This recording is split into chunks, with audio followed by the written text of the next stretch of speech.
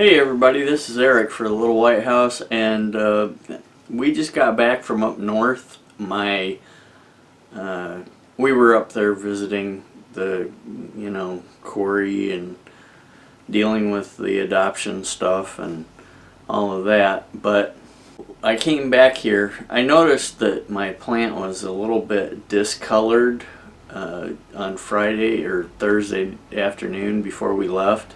I went ahead and I changed the reservoir water and went back to using the 795 Dynagrow rather than the 284 Tiger Bloom Buds and Blooms, because it seems like the color, or, like the chlorophyll or something is just leaving all the leaves, and I don't think that that's natural. And when I changed the water, I actually pulled the other bucket out, and it's a darker green than I remember having when I replaced the reservoir. And it's like it's as if it is draining the life out of the plant.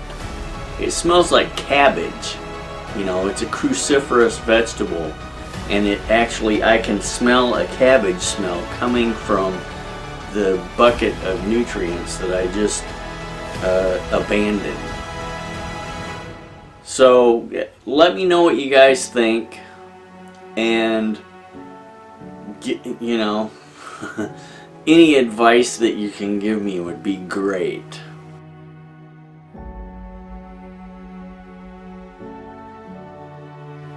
Hey guys, we got some watermelons here. Just wanted to show you a little progress on them and the tomato plant. Now also, I wanted to show you, last week, this is kind of addendum or an addition to last week. Last week I came to you and I showed you what was happening to this, and I'm just going to add it to that video when I edit it and put it in. But I put in as a fertilizer, I used this Buds and Plume, and I was thinking I should use this because I had had the plant for quite a while, and I was thinking maybe it was getting ready to go into harvest mode where it was going to produce fruit. But I was wrong. What I ended up with was this. And so that Abigail's reservoir change was a big mistake on my part.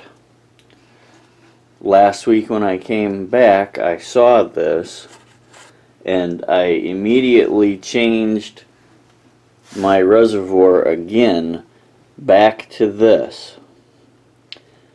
And as I changed my reservoir back to this, it's now been a second week since Abigail's reservoir change, and I am getting this. These are the new growth, the new leaves, and they are all, you can tell they're really enjoying the environment that they are in. So